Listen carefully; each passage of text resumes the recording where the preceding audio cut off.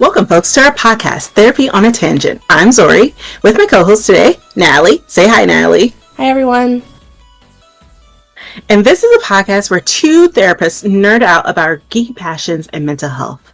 So, before we begin, Natalie, what have you been nerding out about? Well, this feels kind of silly, but a couple months ago, I got into the Pokemon trading card game on your phone, and it's been really satisfying, like opening like card packs on there. But then I realized it got into the slippery slope of like, do I just buy Pokemon cards from the store and then I could physically open packs? But also, if people are in the trading card world right now, Pokemon cards are just sold out everywhere. So it's actually impossible for me to buy Pokemon cards right now, but that's kind of an itch I've been having. So I've been on the game a lot.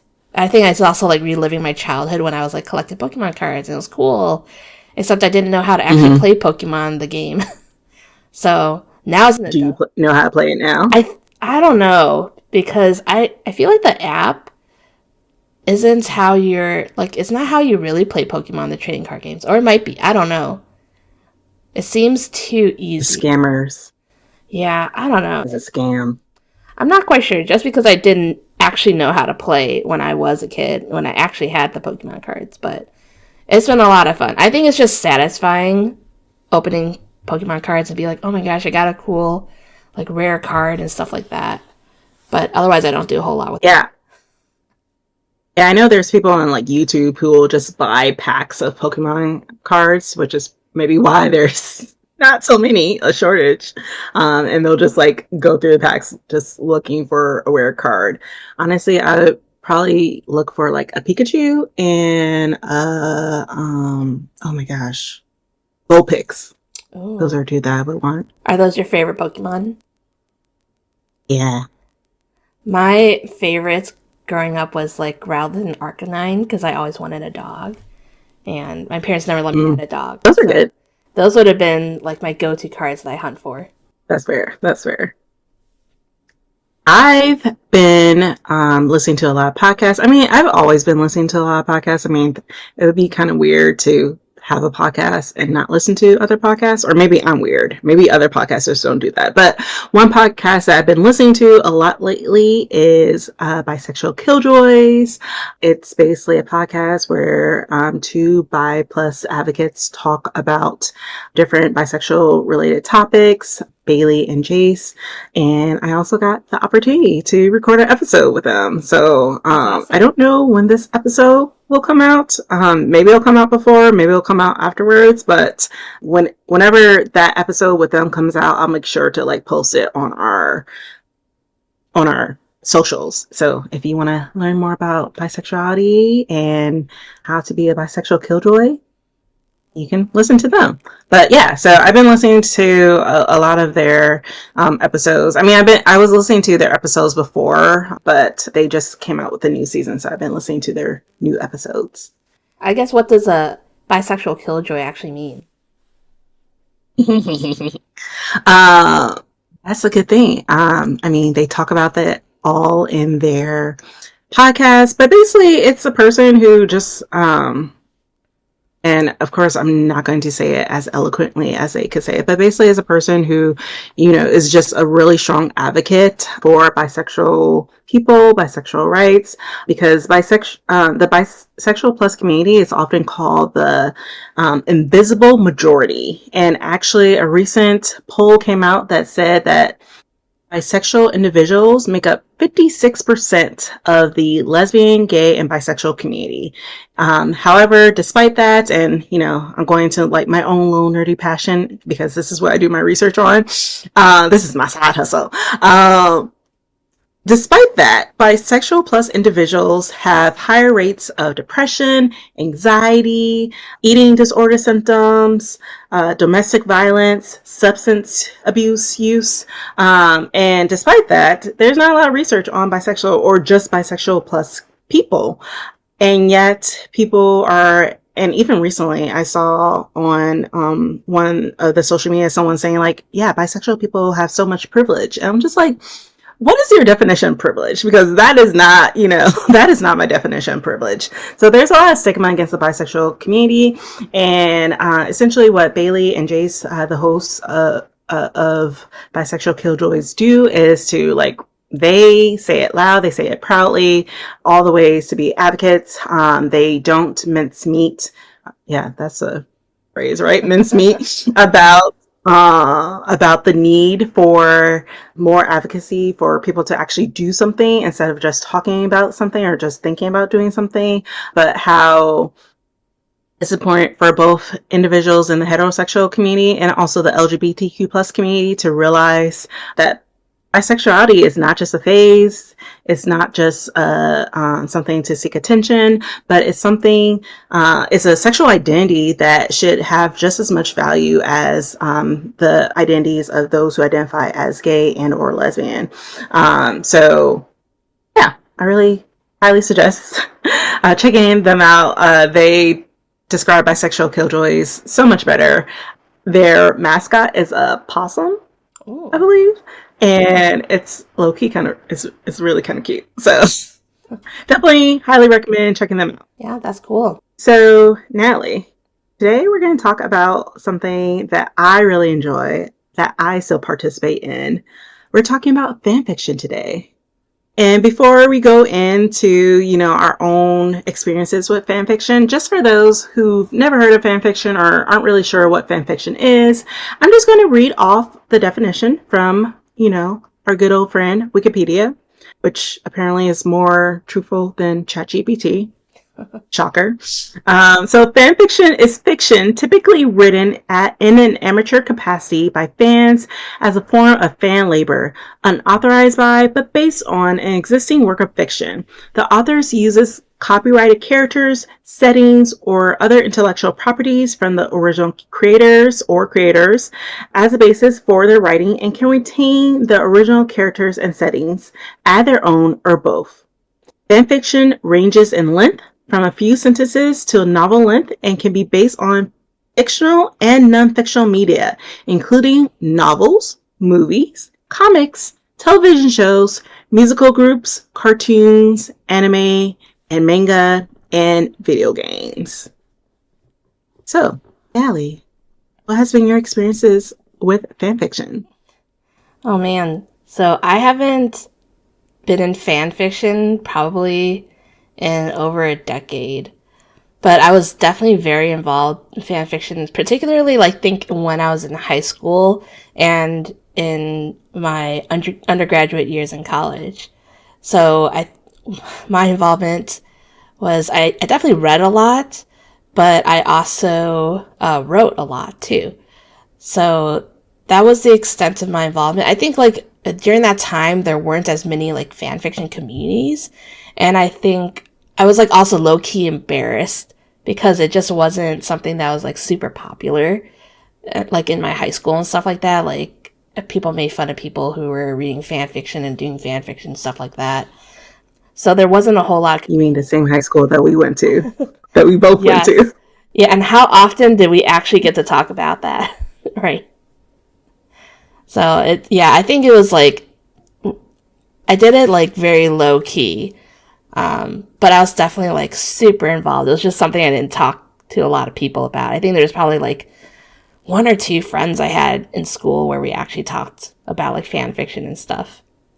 What about you? What's your experience? Mm-hmm. So my experience has, I think I started reading fan fiction in 4th grade, maybe earlier, but I started back on good old trusty fanfiction.net, and now I am still currently reading fanfiction on AO3. I also have what I like to call errors of fan fiction where I'm ooh, let me write. And honestly, not to toot my own horn, when I do write fan fiction, I get a lot of people looking at it, granted, if anyone, I'm not going to say my fan fiction username on here, but I people who do follow me, sometimes they're just what about this one fan fiction that was really good that you started and they never completed? I'm just yeah, sure, I'm gonna get back to it. and never get back to it.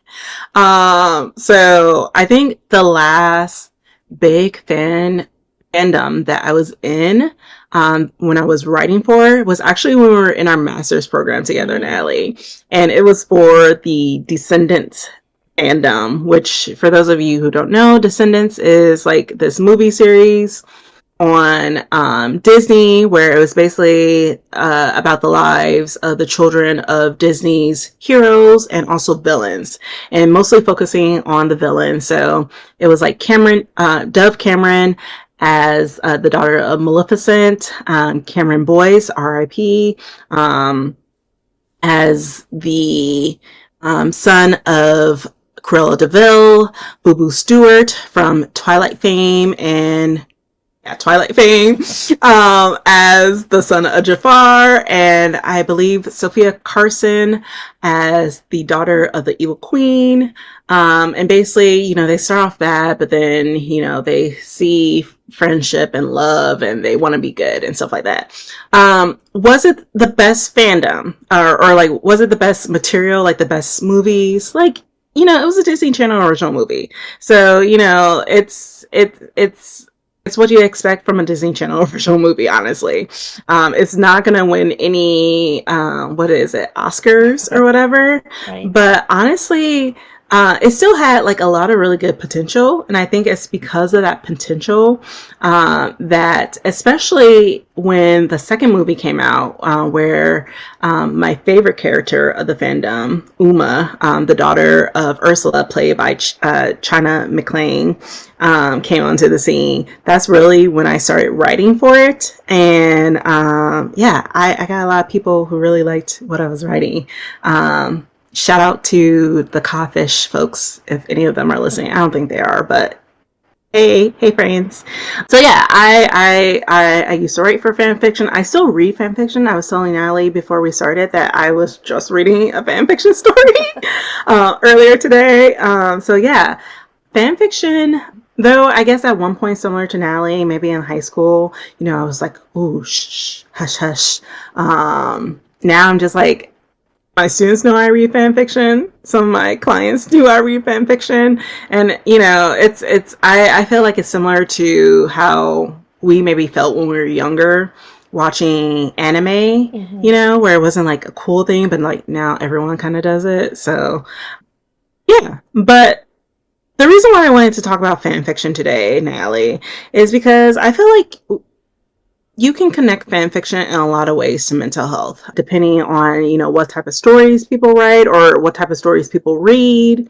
I think you can also connect it to like the community that can be created within fandoms, both positive and also, if you've been in fandom long enough, you know, the toxic ones as well. And then also there are these things called ships, and basically it's short for relationships. So like relationships that the readers like to see characters in, whether or not they're actual true to the original source material. And I think, again, when we're thinking about, especially for us as mental health professionals, when we're thinking about how we can use these like quote unquote geeky passions of ours and connect them to like mental health, I can definitely see the ways how we can connect fan fiction, especially if our client is in that realm of fandom, how we can connect it to like some of the things that they're going through. So yeah, one of the things I wanted to talk about in regards to fan fiction is reader inserts. And I think reader inserts kind of have this negative / cringe connection to them, in the sense of like, they're things that like fanfic writers create when they want to just insert themselves into a story. And oftentimes, sometimes some fanfic writers do that really well, where yeah, maybe it is like them putting themselves or projecting themselves into the story, but it's still like a really well written story. And then there's some times where they're like, I'm Zori Sparkle, the magical girl. Everyone loves me. No one hates me. I'm the most overpowered protagonist. And this one character who I don't like ends up dead because they're a bad character, you know, type of situation. But I think even with, you know, we could still learn a lot from people by especially those who use reader inserts or read reader inserts, in terms of understanding, like, what do you get out of it? Or like, is there any part of this that like is connected to some of your dreams or hopes or wishes or your ideal self, as we kind of talked about in a few episodes already? But yeah, Natalie, have you had any experience with clients and fan fiction? Well, a lot of my clients, well, maybe not a lot of my clients, but I do have several clients who do read and write fan fiction. So it is something that comes up a lot in sessions. The concept that you're talking about with like reader inserts, though, I think there wasn't a name for that when I was more involved in fan fiction, but it just felt like a normal process in fan fiction where like some people insert themselves as like characters in their story, and it just seems so normal. And I guess I didn't really give it a second thought because we didn't have a name for it. But I think that is interesting to think about.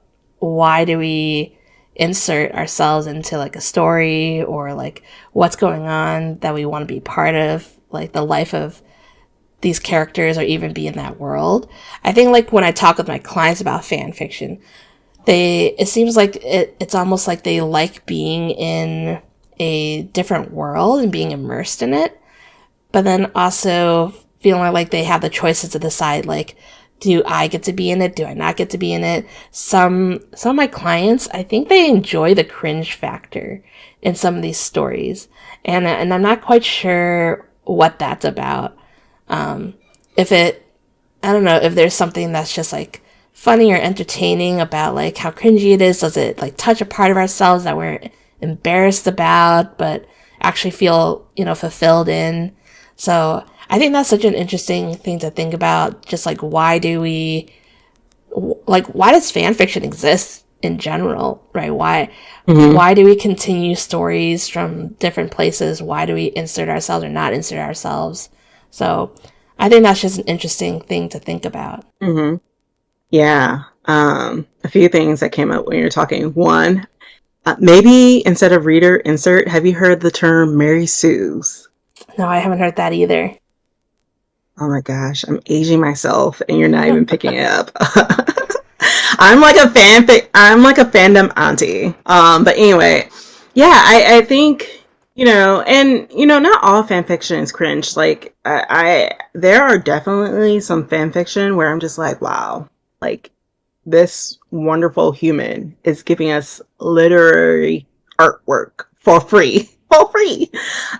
And I do think that, especially with reader inserts, it, for some people, it kind of allows them to like show their best sides in ways that maybe they feel uncomfortable in real life. Like I'm just thinking about, I was talking to someone recently and they were expressing like how it feels so weird to like promote themselves or to like talk about their success in like the profession that they're in. And I was just like, no, like shine bright like a diamond, like, show off. But like, sometimes depending on the culture that we grew up in, depending on just society in general, like, especially if you're like a woman, and then especially if you're a woman of color, you're told to like, be modest, be humble, and I feel like, one, because fan fiction also has this element of like being anonymous oftentimes, people can, with self inserts, allow themselves to, or reader inserts, allow themselves to kind of show off. Even if it's in like, of course, like a fictional way. Like obviously some people don't have like magical powers, but it allows themselves to like show off like, their ideal self in a way that other people can either relate to or can, reaffirm through either the comments or the like features and stuff like that, which I think is really interesting. Mm-hmm. And I think also kind of leads to my next point in regards to fan fiction, which is like the community aspect of it. Because it's not just like posting something or reading something on the internet, but like with fandom, there's like a community aspect of it. And it's really interesting. And obviously with everything, there's like good and bad parts to it. Today, let's just say we'll focus on the good parts to it. But I know that when I was writing fan fiction, I felt motivated by other fanfic writers who I had met with and had like became mutuals with on Tumblr. And we had our own little group or whatever. And some of them I still follow on Instagram. But we had our own group, and like one person would write something, and then another person would either like build off of that or would share it to their like people followers or something like that, or just knowing that there was like always going to be a group who were really excited about like whatever was the next update. And like I said, when I was doing this writing, it was during our master's program, which was a lot. It was a lot. For those of you who have never been through a master's full-time counseling program, it's a lot. Especially in terms of like figuring out your boundaries with clients and figuring out your own mental health and self-care stuff. It's a lot. So honestly, that was like my form of self-care. Like having that community, having people who weren't really connected to this like professional identity that was beginning to develop, and yet like they were still, not everyone, but there was still a small group. Like I said, we call ourselves, I believe, like codfish because of a reference to Descendants.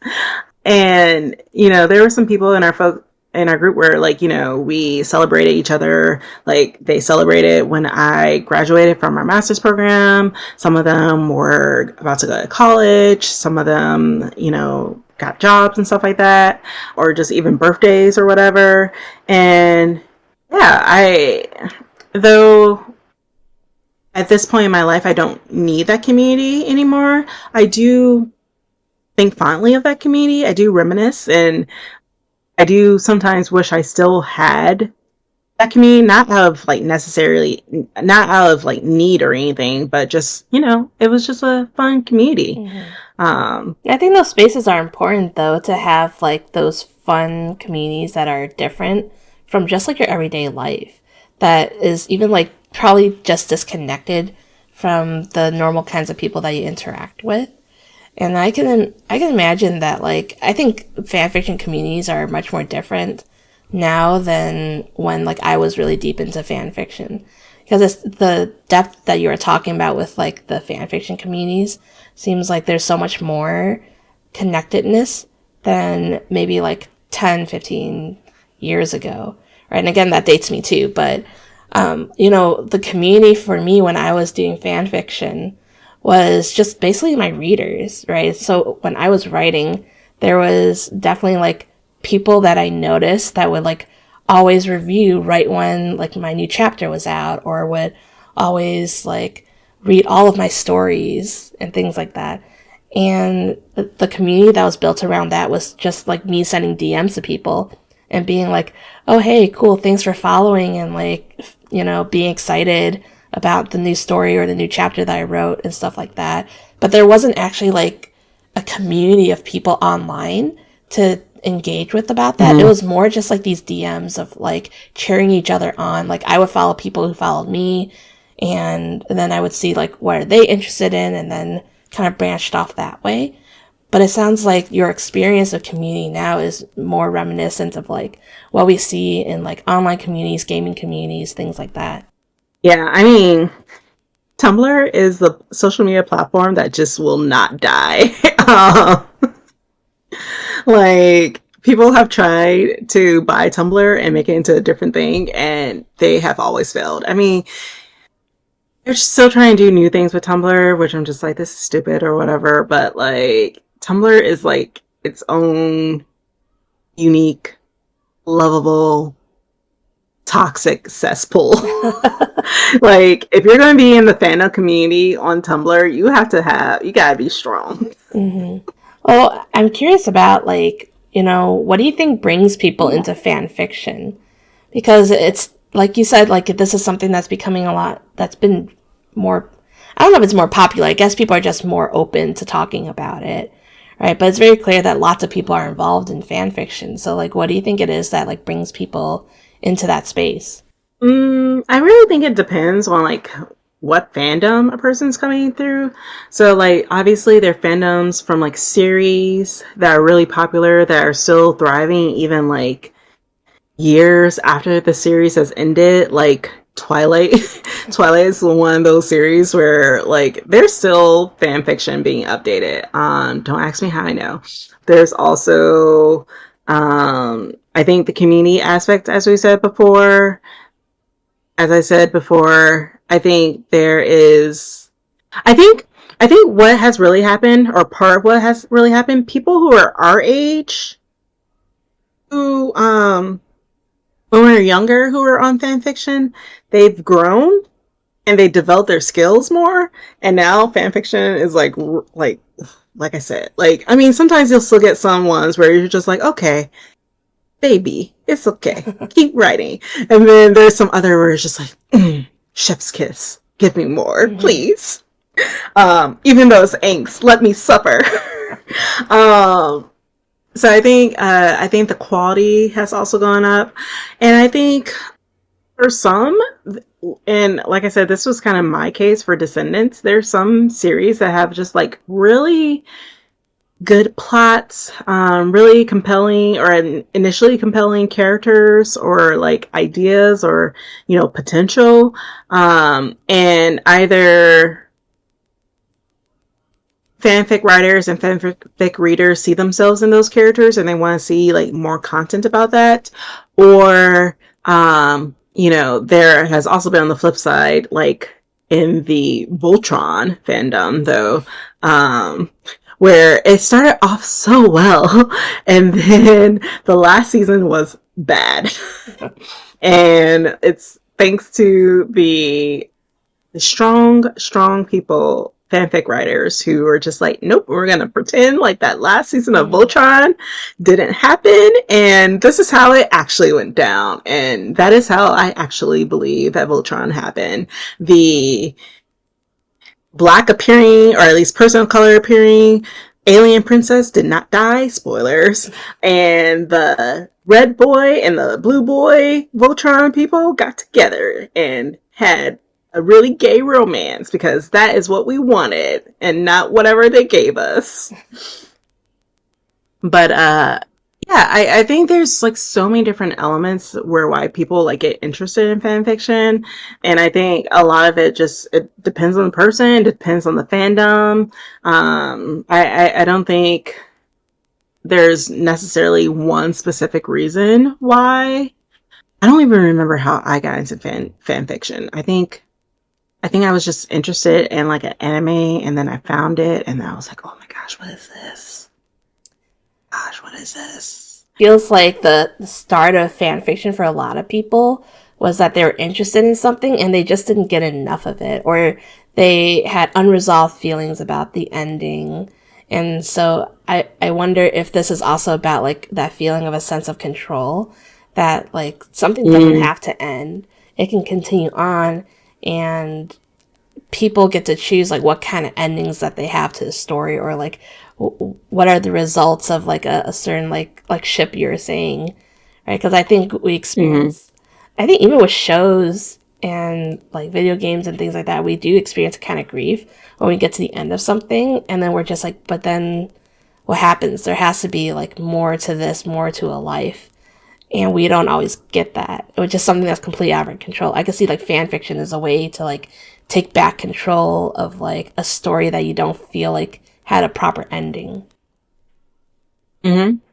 Or also, in some cases, so like one of the most recent fandoms I'm in, or that I read about, has been Hotel, which came out with its first season on Amazon Prime, and we're still waiting for the second season to come out. And I think also it's just like, as you said, control, because we can't control when the second season does come out. So it's just like, okay, how would the second season be like? And then also, I think a lot of times we don't like to sit in ambiguity.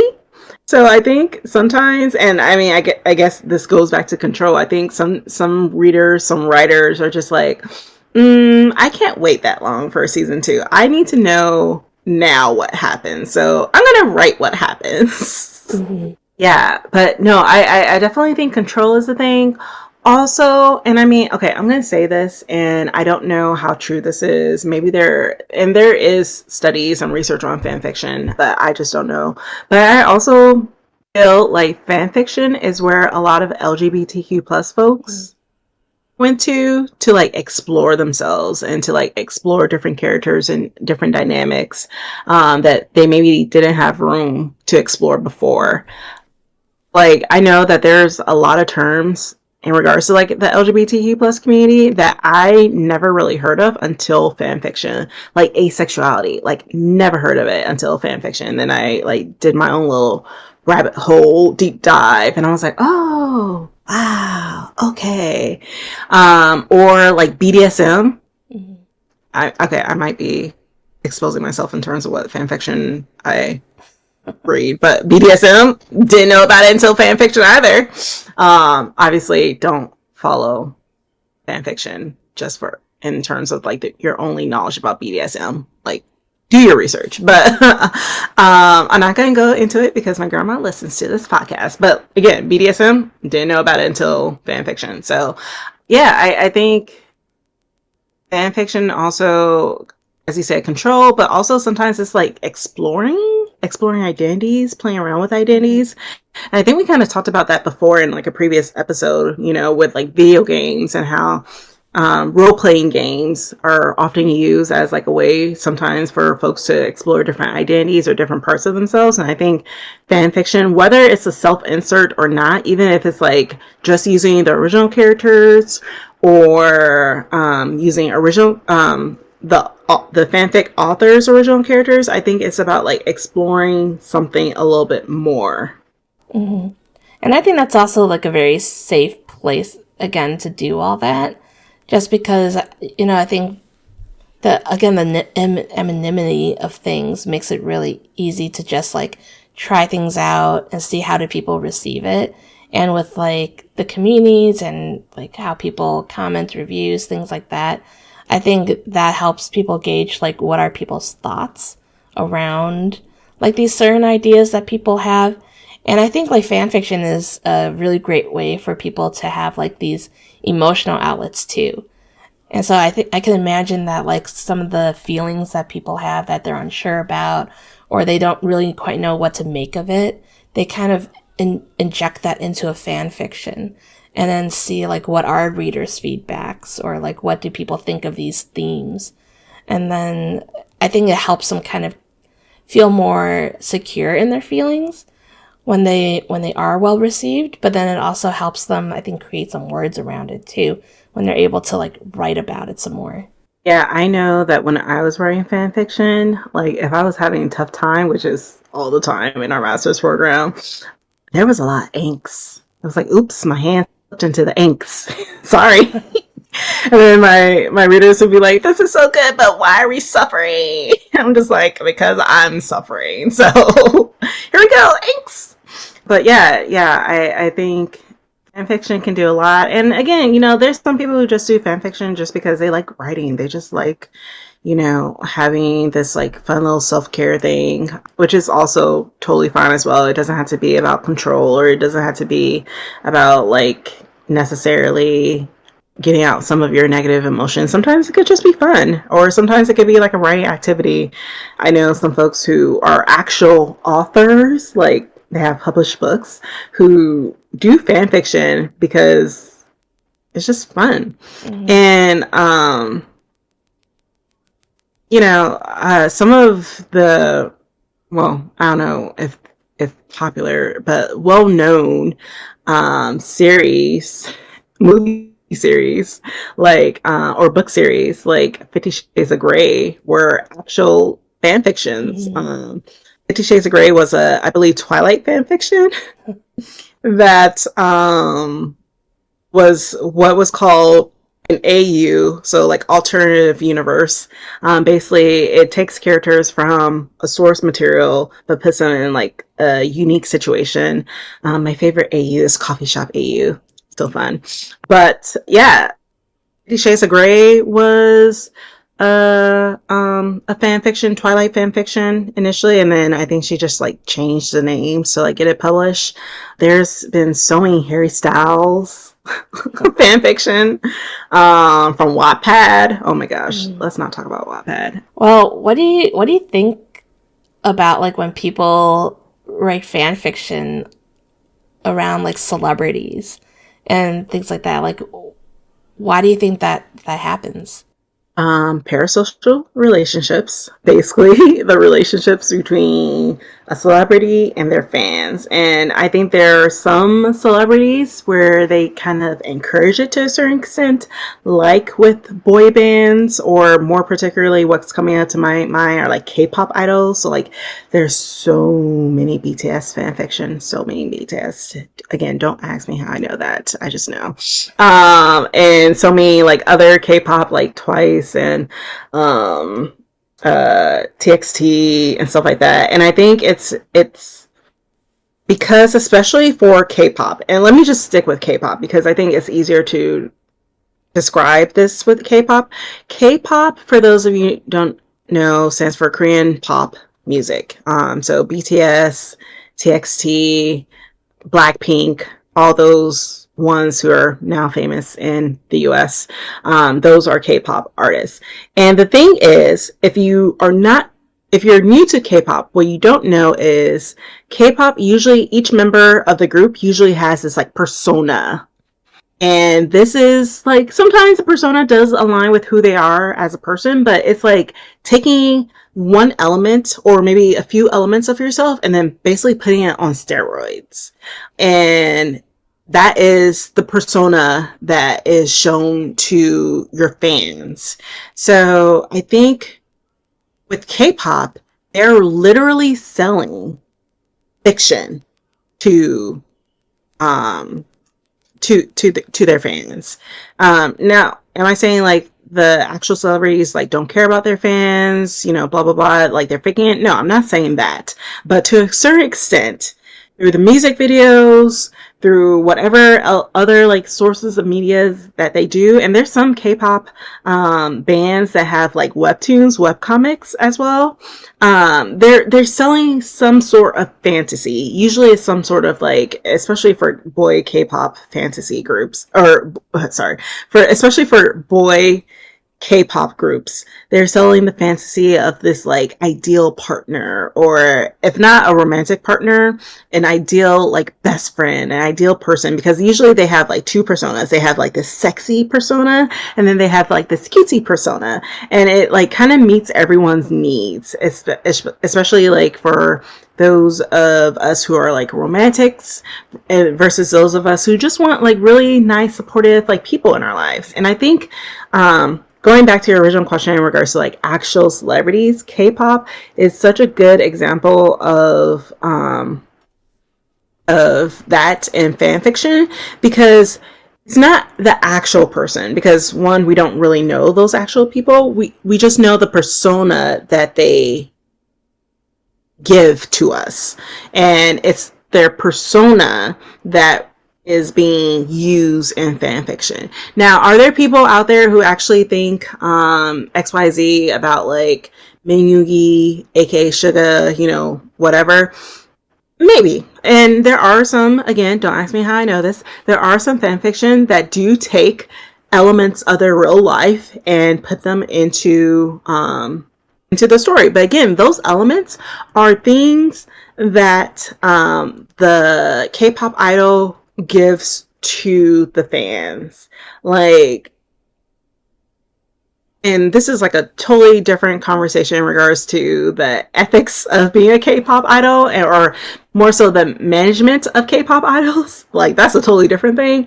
But one thing is for sure with K-pop idols, if they don't want you to know anything, they could have like a family with kids and a wife or a husband, and you would never know. You would never know. So if they give you something, if you know something, it's because they want you to know that. Unless, it's this like Sasang incident with like fans who are like really not really fans, who just like try to broach boundaries. But anyway, so I think when it comes to fan fiction and when it comes to like celebrities, it's that ideal persona that they're using. And sometimes it's depending on like a the celebrity is like, oh yeah, like I wish I had someone in my life like this. Like again, in BTS, don't ask me how I know this.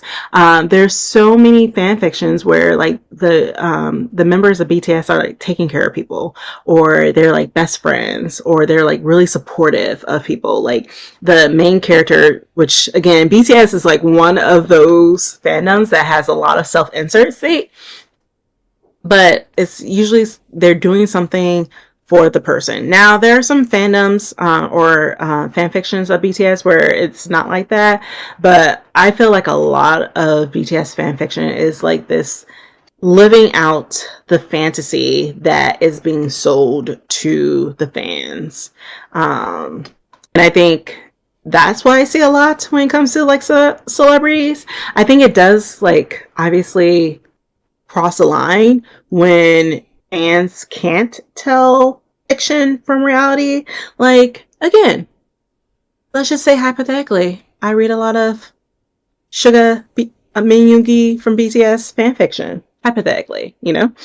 I'm not gonna walk up to him and be like, honey, I love you. Like, if I ever see him in person, like, no, like, that's no, no. If anything, I'm gonna walk the other way because I don't want to interact with him, because I don't want to shatter the fantasy.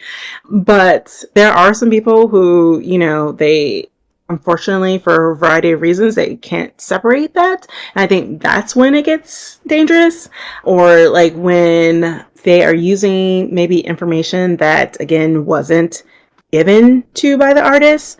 But honestly, hypothetically, if I were to read BTS fan fiction, I would just read the like alternative universe type fan fictions where it's not really them, it's like them coded, but honestly, you could like slap a different name on them and they would be their whole like their own different characters.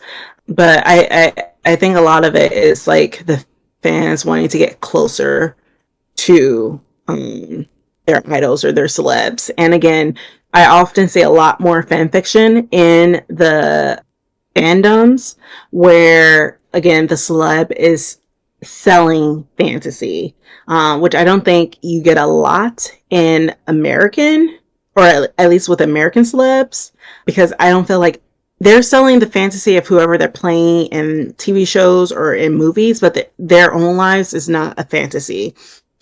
K-pop, even J-pop, and other non-American celebs, sometimes even outside of the music video, even outside of the concerts, they're selling fantasy to their fans. And I think those are the celebs where you see a lot of fan fiction for. Mm-hmm. It makes me think about, in some ways, like the fantasy being part of like escapism for some people. And I don't think that's necessarily always a bad thing, right? Because I think to a certain extent, we all need to escape our reality sometimes and just be in something that feels more like fantastical and out of the ordinary of our lives. But I could see what you're talking about, that like, you know, some people take this a step further into the escapism where, you know, they're no longer in touch with like their reality. They're just kind of living in this fantasy and that's all their lives, and it becomes so real for them. And I think that is something that becomes very dangerous, because then we're no longer dealing with like what were the core issues that probably brought us here, right? Like wanting to be friends with the celebrity, I'm sure fulfills some sort of like need that we all have. Like maybe this K-pop idol projects this identity or this fantasy of being like this super great caring friend that'll just like drop everything to be with you, right? And I'm sure like we all want that kind of person in our lives, and so like it's nice to indulge in that fantasy, but then we also go out and we seek those kinds of people when we realize like, oh, this is the person I want to be with. Like I want to find somebody who's just like this character, and then actually have that in real life. But then it becomes, you know, difficult when people don't reach outside that fantasy world and they're just living in it. Like, I don't need to make friends. I have this fantasy that I'm in, and I'm just going to sit here and not actually do anything proactive in my life so that I could feel fulfilled in real life. I'm just going to be here in the fantasy world or in the fan fiction world where I don't have to deal with all that. So it almost feels like there's some avoidance there too with people. Yeah. And though That is definitely a possibility. I haven't seen either clients or in like my personal explorations of people like that. What I did see when you said escapism, I thought of like the very few months, like the beginning months of COVID. That was very interesting for fan fiction because you had some fanfic writers who were writing COVID into Mm. their stories or just writing stories where COVID was involved. And then you had some writers who were like, we're gonna pretend that this takes place in a not too distant future where either COVID never existed or COVID is over, it's figured out, we're all safe and stuff like that. And that was really interesting to see during the first few months because I think we're all kind of just like, oh my gosh, COVID, everything we're hearing about it is so bad. There's nothing good. And especially like before the vaccine came out, I think I feel like at some point, some fanfic researcher in the future is going to like look at the archival of fanfic, and there's going to be like this blip of fan fiction that either talked about COVID or in, especially on AO3, you can do these things called tags, which help to like file different stories. There's going to be tags where it's just like COVID doesn't exist or COVID didn't happen or let's pretend that COVID didn't happen, type of thing.